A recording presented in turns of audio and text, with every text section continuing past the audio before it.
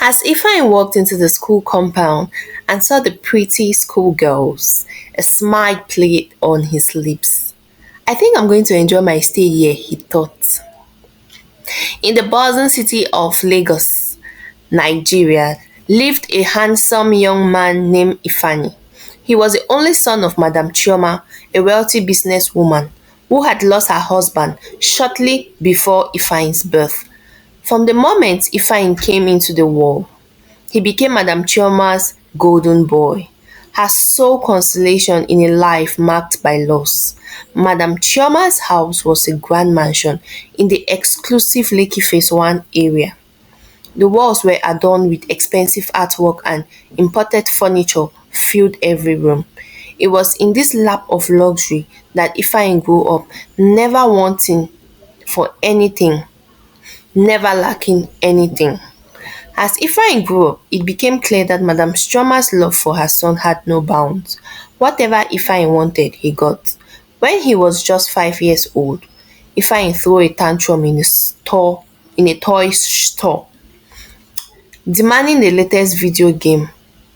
Mommy, I want it now, Ifeanyi screamed, his face red with anger. Other shoppers looked on in disapproval, but Madam Chioma simply smiled and said, "Of course, my darling, anything for you." She turned to the shop owner and said, "We'll take two, one for his room and the other one for the living room." This pattern continued throughout Ifeanyi's childhood. Whenever he did something wrong, Madam Chioma would brush it off, proudly declaring, "My son is always right." This unwavering support, why Born from Love, will set the stage for a series of events that would change their lives forever. One day, when Ifeanyi was 10 years old, Madam Chioma's friend Fatima came to visit. Fatima was a stern-looking woman with kind eyes who had known Chioma since their university days. As they sat in the lavish living room, sipping expensive wine, Ifeanyi burst in demanding attention. "Mom, I want to go to Millennium Park next week. Book the ticket now," Ifeanyi ordered, not even acknowledging Fatima's presence. Madam Chioma beamed at her son. "Of course, my prince. I'll make the bookings right away." As Ifeanyi shouted out from the room, Fatima couldn't hold her tongue any longer. "Chioma, what are you you are going to spoil this boy." Madam Chioma's smile faded, replaced by a defensive frown. "What do you mean, Fatima? I'm just showing my son how much I love him." Fatima leaned forward, her voice soft but firm. "Love isn't about giving a child everything they want. It's about teaching them right from wrong, about preparing them for the real world." "The real world?" Madam Chioma scoffed. "My Ifeanyi will never have to worry about the real world. I've made sure of that." Fatima shook her head sadly. "Chioma, listen to me. I've seen this before. Children who grow up like this, they struggle when they face real life challenges. They don't know how to handle disappointment or failure." But Madam Chioma, she had done she had done with many others who express similar worries, dismissed Fatima's words. "Nonsense. My Ifeanyi is perfect just the way he is. He would never have to face failure because I've always been there and I'll always be there to make sure he succeeds." Fatima left that day, her heart heavy with worry for both her friend and the young boy who was being set up for a hard fall. Little did she know that Fatima's words would prove prophetic sooner than anyone could have imagined. When Ifeanyi was 20 years, Madam Chioma came home one day to find her house help Adora crying uncontrollably in the kitchen. Adora was a young woman from a poor family who had been working for Madam Chioma for over a year. She was hardworking and quiet, which was why her current state alarmed Madam Chioma. "Adora, what on earth is the matter?" Madam Chioma demanded, more annoyed than concerned. Though her tears were coming down, Adora managed to choke out, "Madam, it's over. He got me pregnant." For a moment, Madam Chioma stood frozen, her mind refusing to process what she had just heard. Then, instead of listening to Adora or considering the possibility that her son might have done something wrong, Madam Chioma flew into rage. "How dare you!" she screamed, her face with anger. "How dare you lie about my precious son?" Adora fell to her knees pleading, "Please, madam, I'm not lying. I didn't want to, but he insisted, and I was afraid to lose my job." But Madam Chioma won't hear it. "You ungrateful witch. After all I've done for you, you're just trying to trap my son, aren't you? To get your hands on our money." After several minutes of this abuse, Madam Chioma stopped, breathing heavily. She glared down at the sobbing Adora and spat out, "Get up! We are going to put an end to this nonsense right now." Without a second thought, Madam Chioma called her personal doctor, Dr. Abubakar.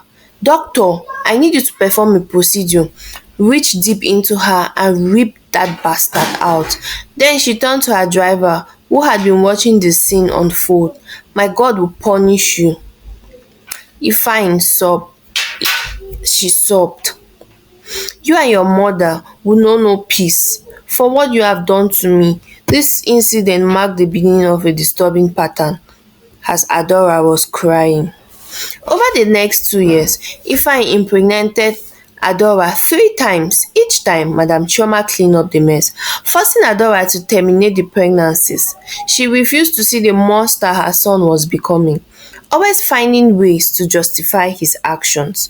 "Boys will be boys," she would say to herself, willingly ignoring the pain and trauma she was inflicting on Adora and enabling in her son.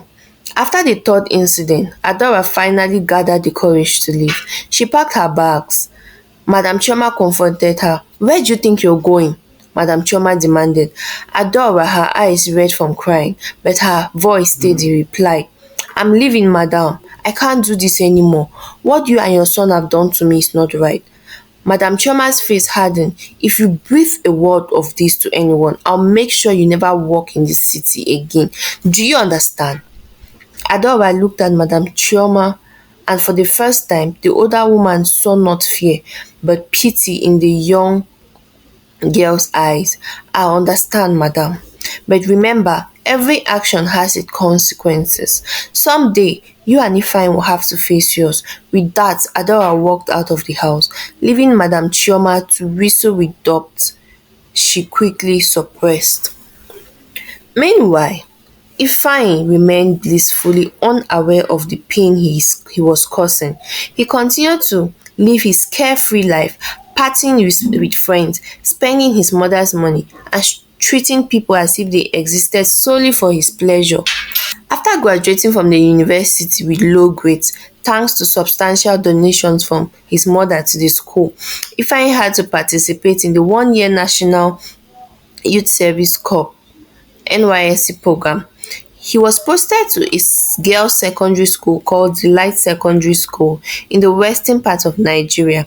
The night before he was to leave, Ifeanyi lodged in his room. Surrounded by expensive gadgets and designer clothes, he was trying to decide whether to pack. Madam Chioma knocked on his door. "Ifeanyi, my darling, are you ready for tomorrow?" Ifeanyi groaned dramatically. "Mom, do I really have to go? Can't you talk to someone? Get me posted somewhere here in Lagos instead." Madam Chioma sat on the edge of his bed, patting his hand. "I am sorry, my love, but even I could not change this. It's only for a year. Think of it as an adventure." Ifeanyi rolled his eyes. Some adventure stuck in the middle of nowhere, teaching a bunch of village girls. Now, Madam Chioma said gently, "It won't be that bad. And remember, you're my son. You can handle anything." As she left the room, Ifeanyi flopped back on his bed, already plotting. This was the first time Ifeanyi would be far away from his mother, and the thought initially made him sad. However, his sadness quickly turned to excitement when he arrived at Delight Secondary School. As Ifeanyi walked into the school compound and saw the pretty schoolgirls, a smile played on his lips. "I think I am going to enjoy my stay here," he thought to himself. already plotting his next conquest. The school principal, Mr. Ade, a stern-looking man in his 50s, welcomed Ifeanyi to the school. Welcome to Delight Secondary School, Mr. Ifeanyi. I trust you find your stay here both challenging and rewarding. Ifeanyi put on his most charming smile. Thank you, sir. I'm looking forward to making a positive impact. Mr. Ade nodded approvingly, unaware of the thoughts running through Ifeanyi's mind. Excellent, let's get you settled in and then I'll show you to your class.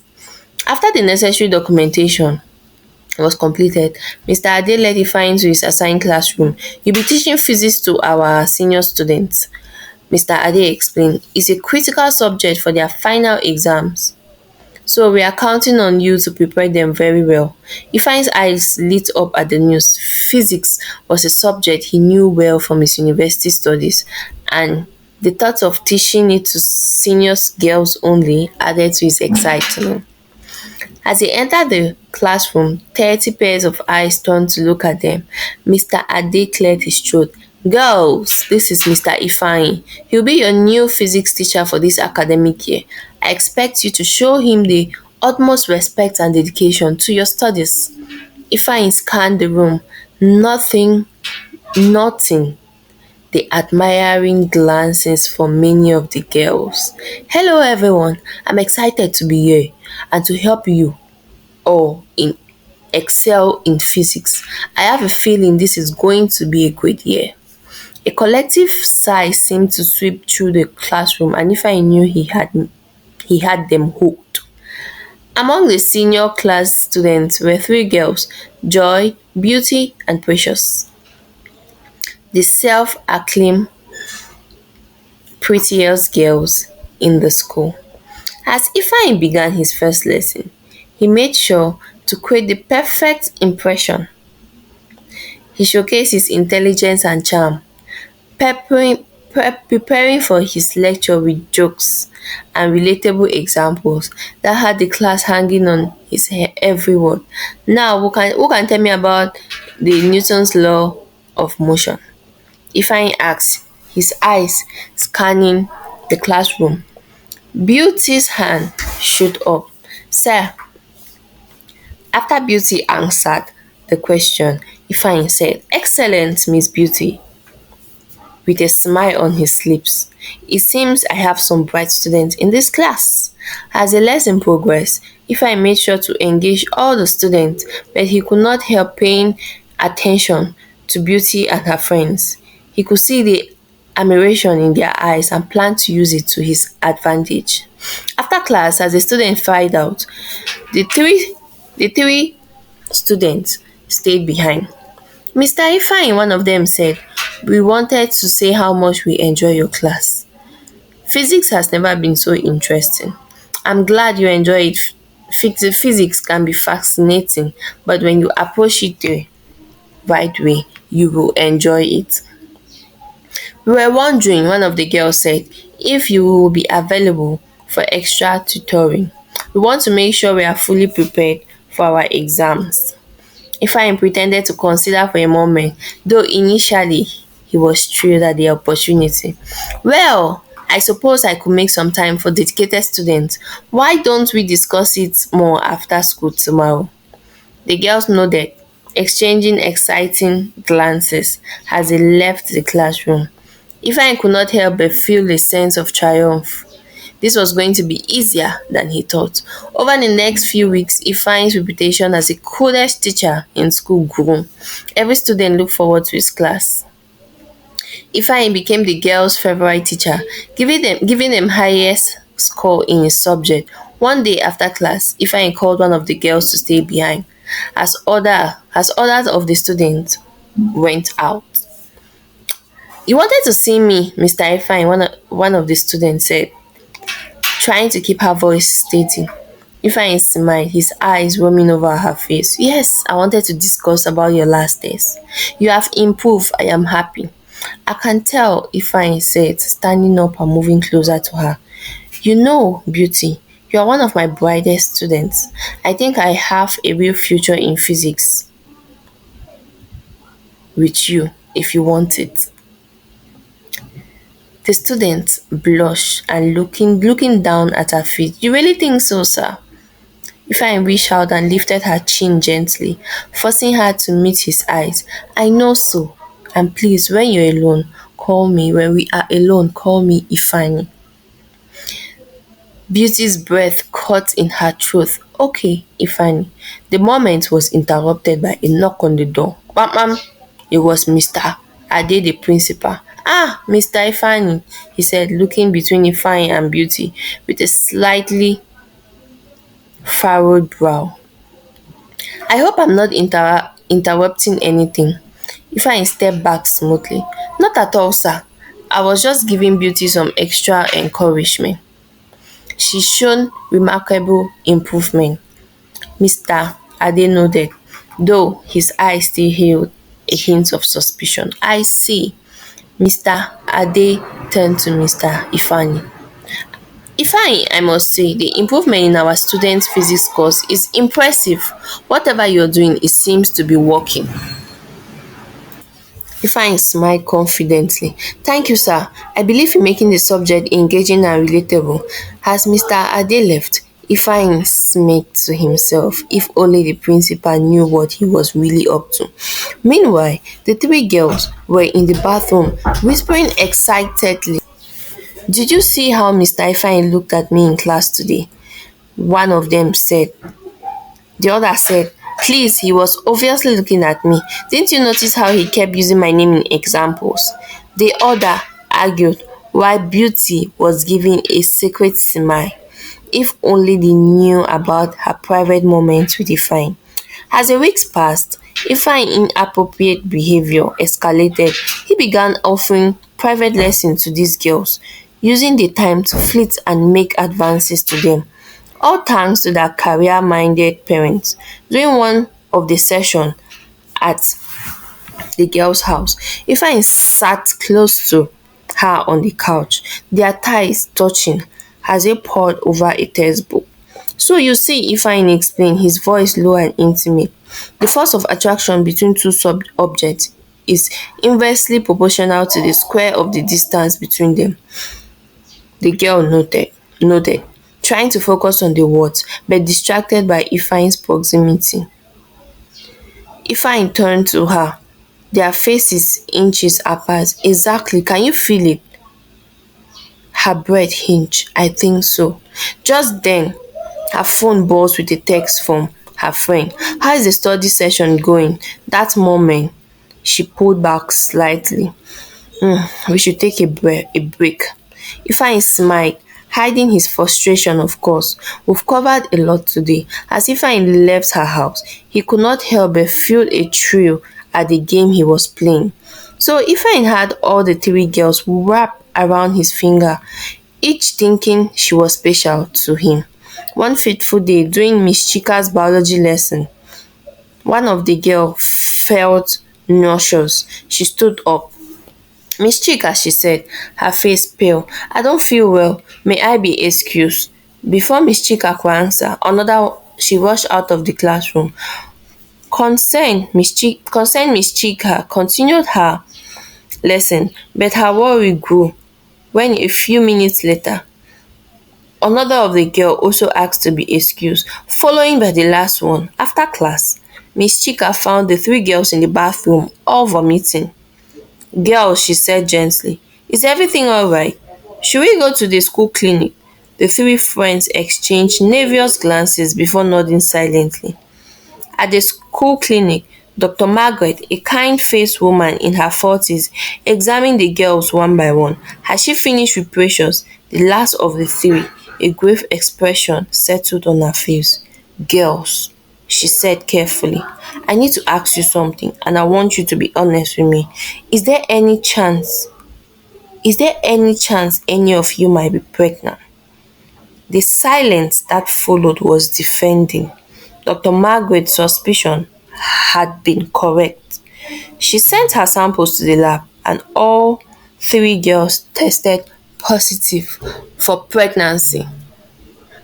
Watch out for part 2.